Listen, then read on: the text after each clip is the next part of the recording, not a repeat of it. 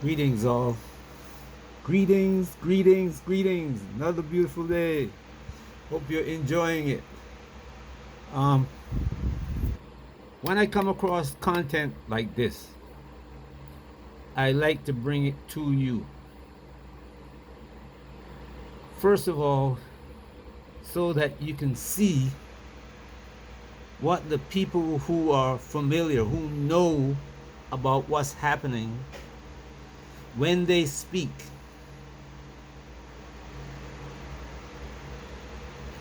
you may not be in a position to hear it. So I know this, but since you don't know it, you hearing it from me is like, I wonder if he's correct. And you have to go search for it. When I come across it, I find it necessary to help you see it for yourself. And also to promote the content creator, the people who themselves might go out and search for this on their own, or they might do an interview with somebody who have the facts, have a knowledge, who are present in the conversation. They might know that person, and that person might be willing to sit down and say, yes, this is information that I know. I can tell you this, you know. That's why I bring it to you, so that you have a knowledge of this, and not only have a knowledge of this, but you can go support the people who make this content. Me, I have this knowledge. I can speak to you all day about these things. I have the knowledge. Sometimes I can't tell you everything I know because, there's one video I made this morning, and I'm still considering whether I should put it up or not, because some of the things in there nobody else has spoken about in this space. You will look at my content, you'll look at it, will say 2 thumbs up, 10, 11 views. There's a reason for that. When I make a video showing you Gambia, the rose, and gets 1,000 views, 800 views, 500 views, entertainment. But something like this, that's core to why we're in the position that we're in, and why we have to work on getting out, is restricted. It is restricted, and deliberately so.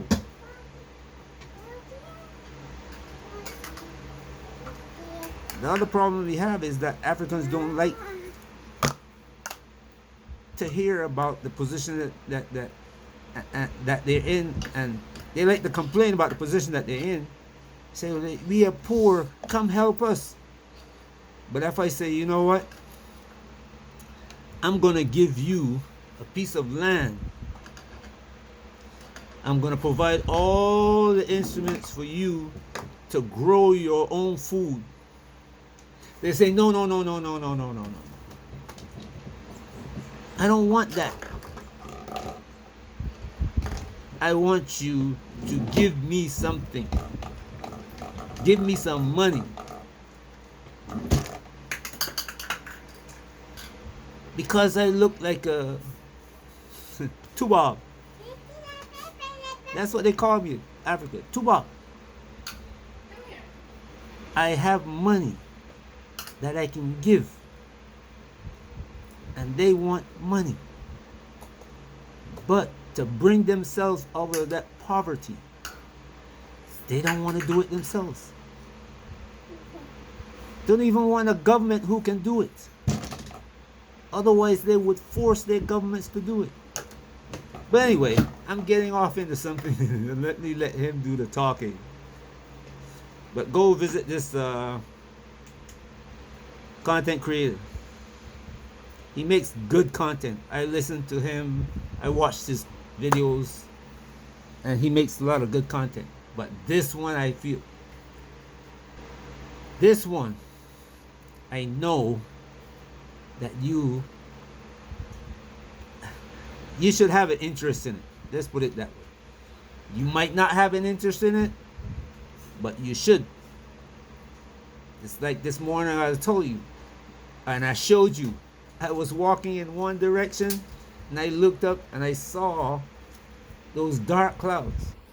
I looked in the other direction, blue sky. I walked in the other direction, and by the time I came back to where I was, the rain was falling. Having a knowledge of having that knowledge is what allowed me to make that decision, and I showed you my decision, how I made it, how I came to that decision. Proof that if you have the knowledge, it is not negative, it is not positive, it is knowledge, just knowledge, period. When you have that knowledge and you use it, it works out for you. And you're going to need this knowledge because of the way things are going. People are doing things in this world that I'm telling you that the earth is going to react. They're not going to, is already started reacting. Because people think that the earth is just something that they can use. They can dig in the ground and take out the gold. They can dig in the ground and take out the water. They can cut down all the trees and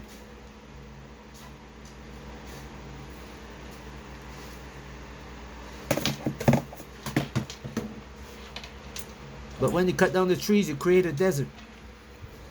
When you take the water out of the ground sinks. Sinkholes and many other issues come from that.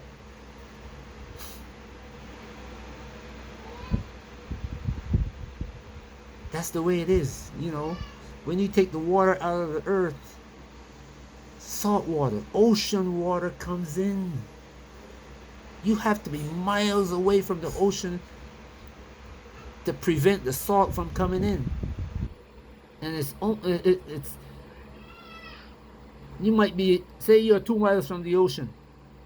You remove all the groundwater.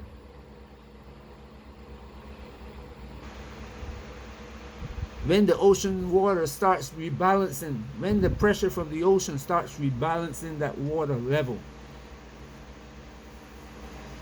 1.5 miles from you, somebody drills into the ground, they're going to come up with salt water.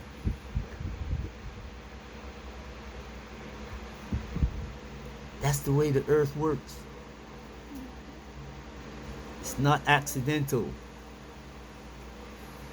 The earth is living. Trees can't grow on the earth if it was dead. Nothing can grow on something that's dead.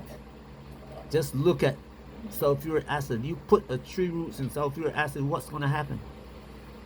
It's going to kill it. People, you know, don't want to know these things. They depend on the government, you know. It's easy to do that. Whatever the government say, it's God. It is God talking to them. And Africans are like that. But anyway, let's continue with this video. You cannot believe this off-the-record interview I had with a senior official in the OECD in charge of industrialization. Said the gist of the message is the following. Nobody in the global south is allowed to industrialize without our approval.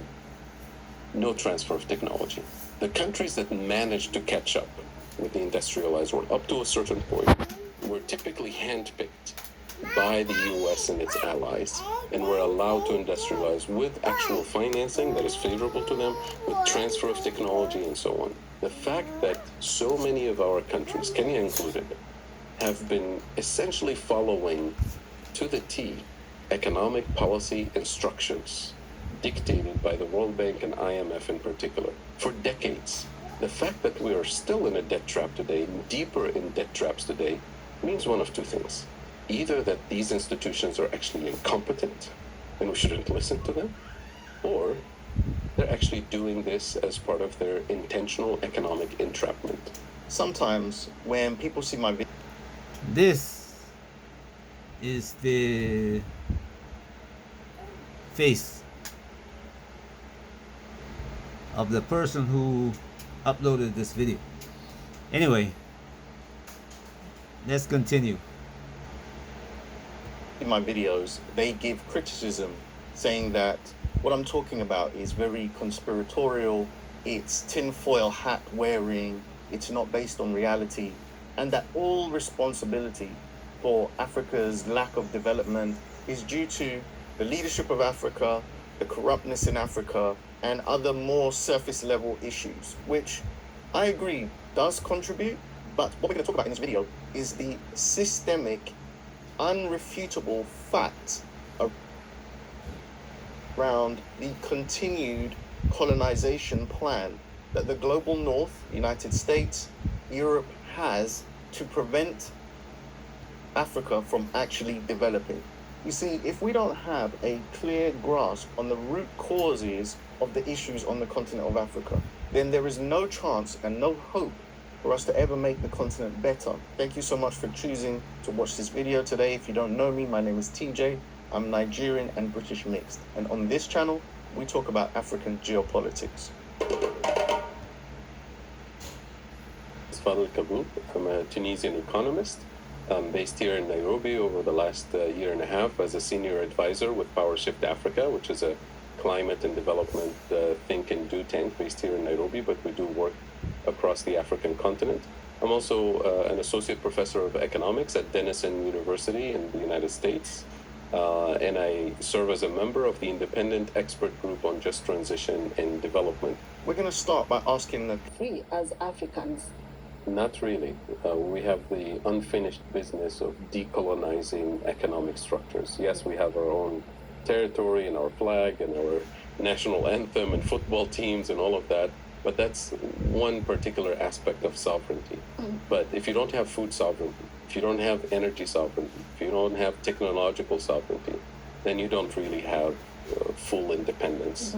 And it just occurred to me a couple of years ago, we were having this conversation with some colleagues, and I thought about my own education, my own experience living in Tunisia. And I thought if we didn't really have a national Independence Day that was a public holiday that was celebrated, I wouldn't have known from my education that we were colonized. And I wouldn't have known from my education as an economist that those economic structures that were designed during colonial times were still persistent to this day.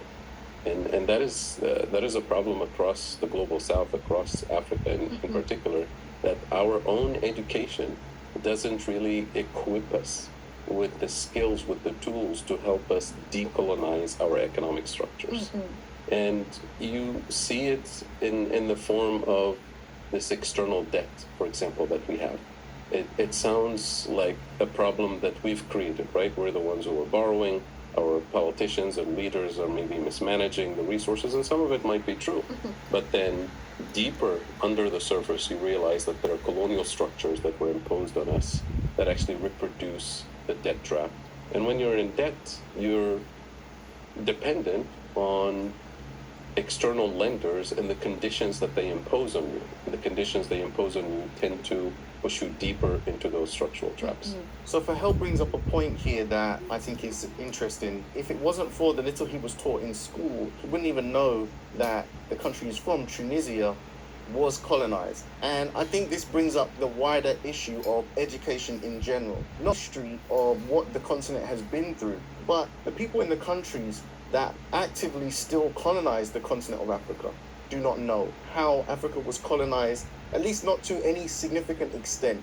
And they certainly don't understand how this system still works today. As far as they're concerned, once independence happened, African countries are free and sovereign nations and have the ability to control their own destiny. But the truth is that this system of colonization is still very real and present today.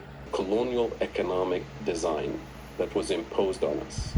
It was designed to do three things. Number one, we're supposed to be the place for cheap raw materials for colonial powers for the industrialized world. We still play that role today. Number two, we're supposed to be the consumers of technology and industrial output from the global north. We still play that role today. And number three, and most importantly, we were supposed to be the place where obsolete technologies, assembly line manufacturing that they no longer need, is outsourced to us under the label of development, job creation, cooperation. But effectively what it does is that it locks us at the bottom of the global value chain, at the bottom of the hierarchy. And we still play that role today.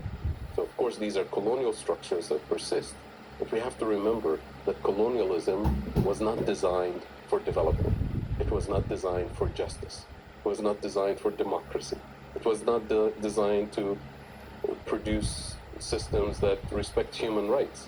Colonialism was a system that was violent, abusive, extractive, hierarchical, non-democratic. If the outcomes of colonialism are essentially the same as the outcomes of post-colonialism, then what should we call that? That's why the world needs to understand that Africa is still colonized. It's just not colonized by its label. Democratize a system that hasn't been structurally and economically decolonized yet. Because you can have the most, progressive constitution, the most transparent elected officials, the most, transparent elections and everything, and then you elect your cabinet. Now they're in office, and they're sitting, and they're supposed to deliver the mandate that their people have asked them to deliver. And they realize that they can't, because the number one priority on their budget is to pay interest on the debt. So they're in a debt trap. So by the time you prioritize all the basic necessities that are part of a global economic architecture that is extractive, there's nothing left in your budget. There's no fiscal space to actually meet the democratic mandate. So you have two choices. You either throw democracy under the bus and ignore your people's aspirations and continue on the same path of colonial extractivism and post-colonial extractivism, or sit down and start to struggle with the existing structures.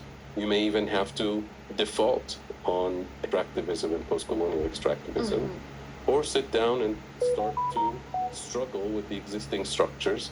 You may even have to default on paying the external debt so you can actually meet the needs of your people and serve the democratic process. Can you see how well? Okay, I'm gonna end the video, not my video there. I'm gonna end the video because I want you to go look at the video for yourself. But when you are looking at this video, please take some notes. Take some notes. Write down some of the points that this man is making. He will say point number 1, point number 2, point number 3. Write them down. There's a reason why I'm telling you to write this down. You will see it as time, in the process of time. Process of time. You will see it. There's something going on in Africa right now, for instance. Kenya and Nigeria signed on to a program with the former CEO of Microsoft.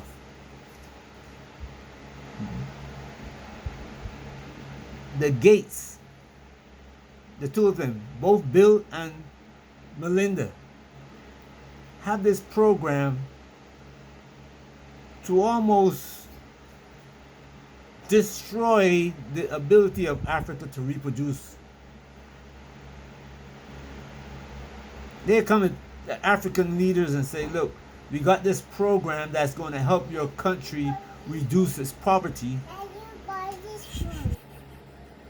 We're going to help you reduce your poverty by stopping the women from having babies for 8 years. We got this vaccine, they call it, that's going to help you do that. Now, there's only one country in Africa that said no. All the others are considering it. Only Nigeria and Kenya have signed up for it, as far as I know right now. You see how this colonialism that this guy is talking about works? Now, they know for a fact that the world's population is decreasing, especially the Caucasians and the Japanese and the Koreans, the Asian people. Even the Indians are beginning to decline now. They just passed over the mountain and going downhill. The only people that keep producing children that replace themselves are Africa. And if that happens, Africa just by default. Okay, to continue, sorry for the interruption. But as I was saying, Africa by default, if we continue on the trajectory that we are going in, Africa by default is going to become they're going to take over the world, because the 18 to 55, I would say, because by that time age 55 is going to be, you'll understand what I'm saying if you reach age 55. You see, from 18 to 55 is, before it was 18 to 45, but 18 to 55 now, as you see, they're increasing the working age. That's one of the reasons why I said 18 to 55. That's one of the reasons why. But those are the people who are going to be changing the atmosphere that we live in, our surroundings, changing the earth, making the changes to the earth that everybody is going to have to follow. You can already see that young people all over Africa are creating technology with almost nothing at all. They're not being given the same leverage. A kid in Europe or America can walk in a lab and have everything, computers and everything there to make something. These children in Africa are making it without all of that. Without the university education. And that's not new. We've been always doing that, even throughout slavery up until today, but it's been stolen. How many people have disappeared when they created something? Either the Caucasian don't want it on the market, or want to take it and bring it out later. They don't want it now because they have something and they're trying to make as much money as possible from that before they bring this next thing that they just stole onto the market.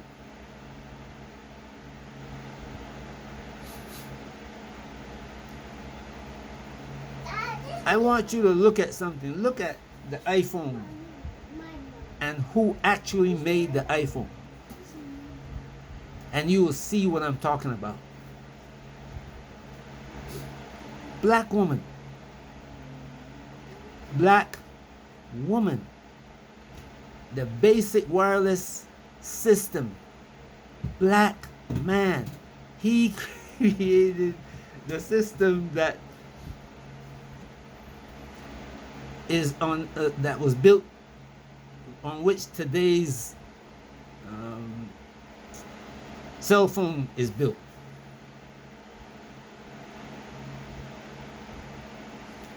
So it's not throughout history.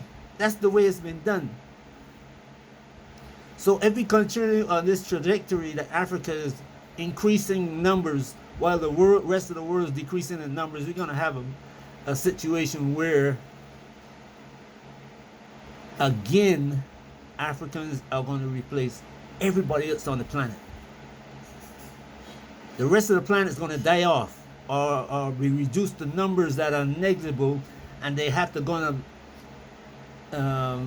the only way that their genetics are going to stay alive is if they mix with Africans and their skin become black. That's the direction, the trajectory that we are going in. They will survive. Their genetic, some of their genetic material will survive because Africans are going to take it forward. Now, do you understand why Africans have such a wide genetic variation?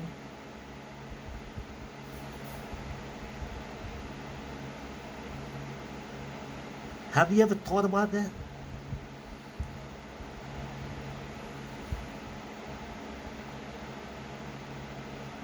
We have genes that nobody else on the planet have. Africans have genes that nobody else on the planet have. Still have. But anyway, I'm getting off course now. Please watch the video and please take notes, because you will find as that after you see this, you will begin to see in other places the same information. And when you say, you know what, I heard that someplace before, you have had the notes. Let me go look at my notes. Sure enough, it's in your notes.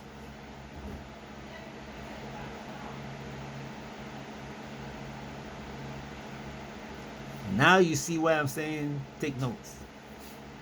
And I hope you've been taking notes when I'm speaking to you on my videos. They're still there on YouTube. You can still go back and take some notes, but taking notes important.